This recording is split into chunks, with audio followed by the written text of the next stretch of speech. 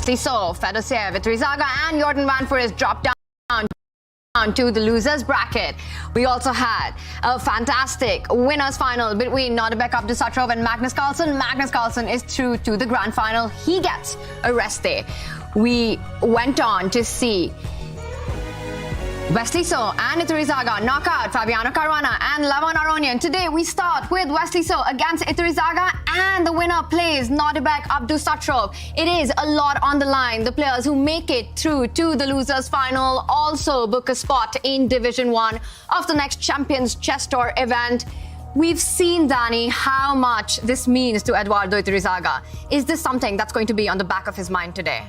I think it has to be. We know the whole thing means so much to him, and if you missed that interview, check it out. But getting to the losers final, getting past Wesley So, would probably already be a dream come true, right? It guarantees him another chance at the top division, which is the only direct way to get to Toronto, since we can now say that's where the live final is. So Iturrizaga knows just how much his career has the potential to continue to be on a great trajectory if he can get by Wesley today.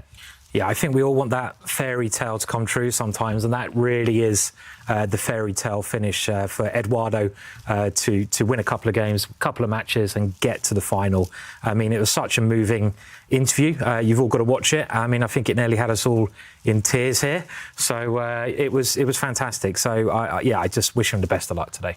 Yeah, it's going to be tough for Iturrizaga, though. Wesley So, he's been here so many times before. He's done it before. He's really good in those clutch moments, and it feels like he's turned his tournament around. But whoever it is, whether it's Abdusatorov, So, or Iturrizaga, who qualified to play Magnus, we're in for some great chess.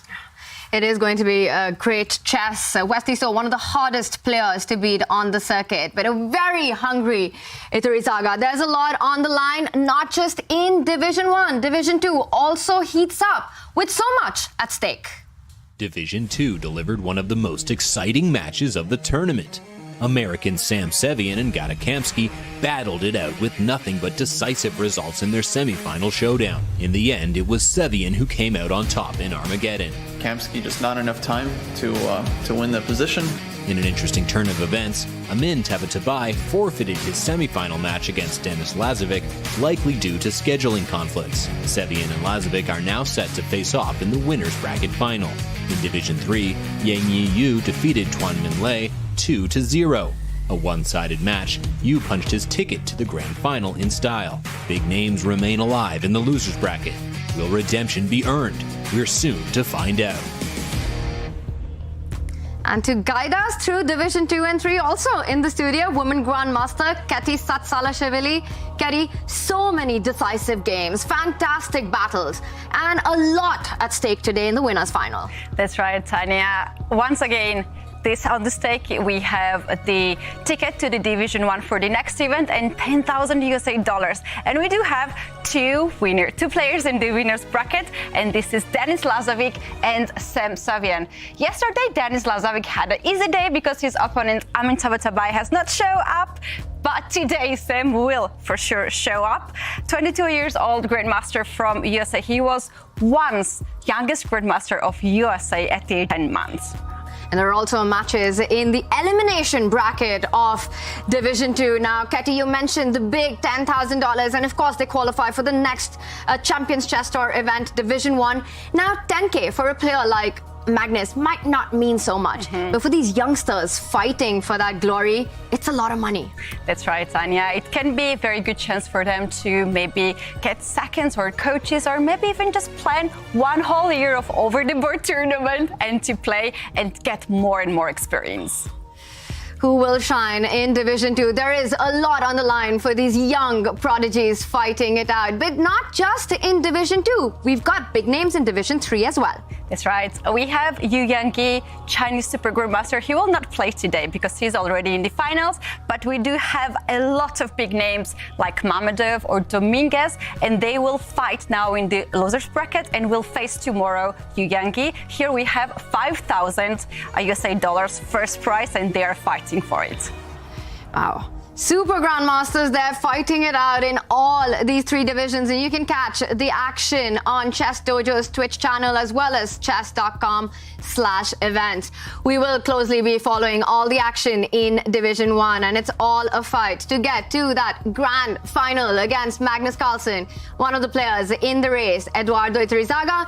He's already won hearts, and it all started with his performance in the plains. Vamos, rapidito, que no hay incremento. G4, ganando, le va a venir. Cambia, que no le da tiempo. 5 segundos, 6 segundos, le saca 2 segundos, está jugando el premove con 5 segundos, es muy rápido. Carlos, G5, la come, lo tiene completamente ganado, pero no tiene menos tiempo.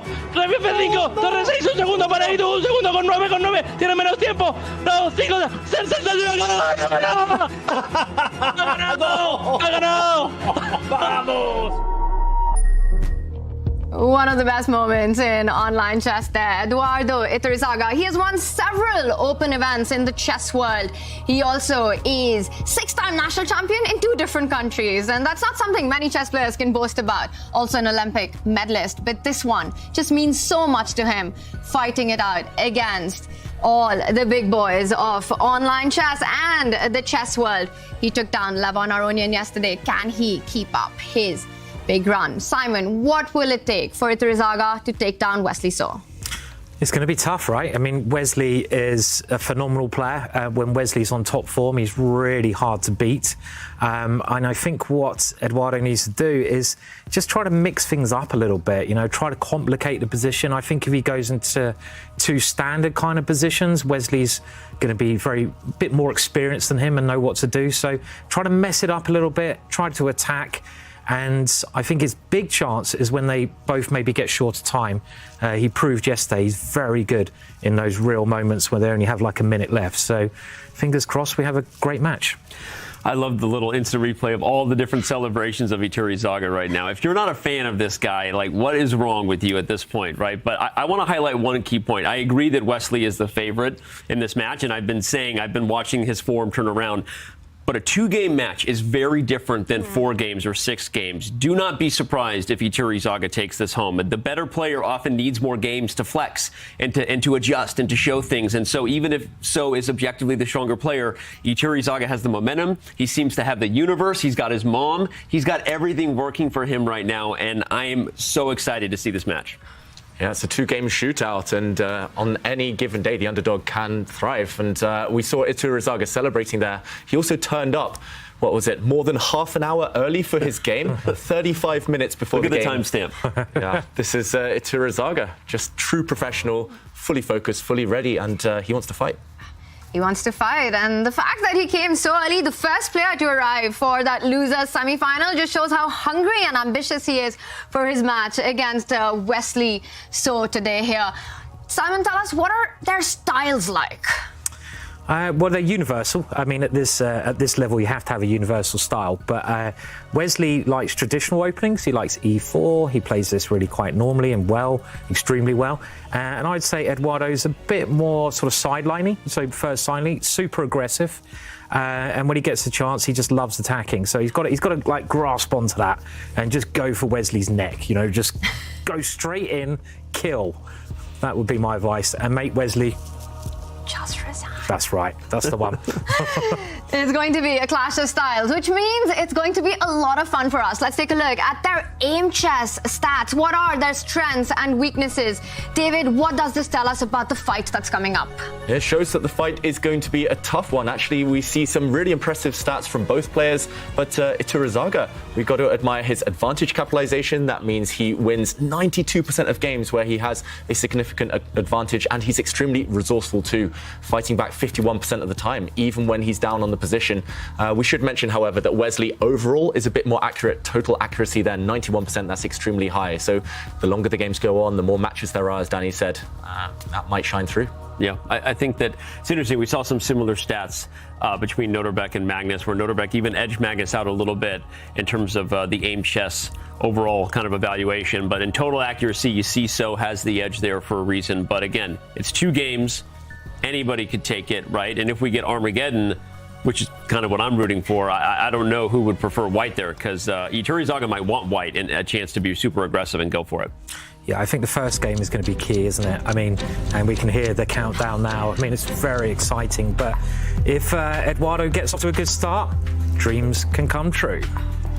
It is a dream matchup for us, and the players are fighting to get into the grand final, and it's only a best of 2.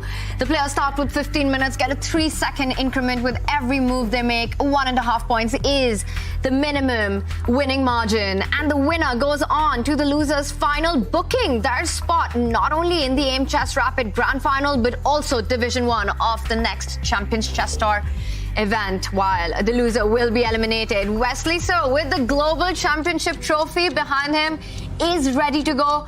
He did win in convincing style in the losers quarterfinal, and look at that, Eduardo Iturizaga buttoning up his shirt. He's ready for the action, and he means business. Well, he logged in early. We saw the timestamp, as David was pointing out. Maybe that also showed some nerves, or maybe it was that he logged in early so that he could go shower and change, because it does kind of look, his hair's a little wet, right? He's got a new shirt on than he did when he first joined. So perhaps he was joining to make sure he took care of that so that he could get real fresh and focused now. Yeah, look good, feel good. That's how the saying goes. And it's a Sicilian. And Wesley, small shake of the head there. I'm not sure what that was about. Maybe not expecting the Sicilian. But Simon, you mentioned Iturizaga. He plays uncompromising chess, uncompromising openings. And this is shaping up nicely. No kind of solid, slow Italians here.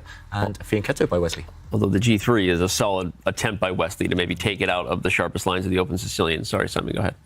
Yeah, no, agreed. I mean, I think G3 is a wise choice from Wesley. I mean, there's many ways you can play the position, but G3 is a more positional founded move. And I think the longer the game goes on, I would say the better Wesley's chances get, because he is the more experienced player at the highest of levels. So it's going to be very interesting, though, and I'm happy to see a Sicilian at least.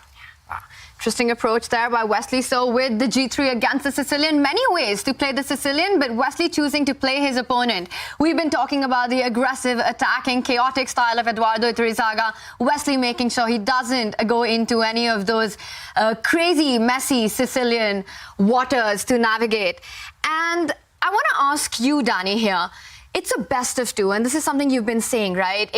In a longer match, the better player on paper usually would take it away. Best of 2, anything can happen. But having white in the first game, is that perhaps a little bit of an advantage? I think it definitely is. I think the things we know about chess still hold up, which is having the advantage of the first move, plays out on any level, but especially at the top. And especially seeing what's happening here. Note that Wesley has just as much time than that which he started with, right, including the increment. And Iturizaga already not necessarily thrown off. Remember, he's a grandmaster of the highest levels, so he knows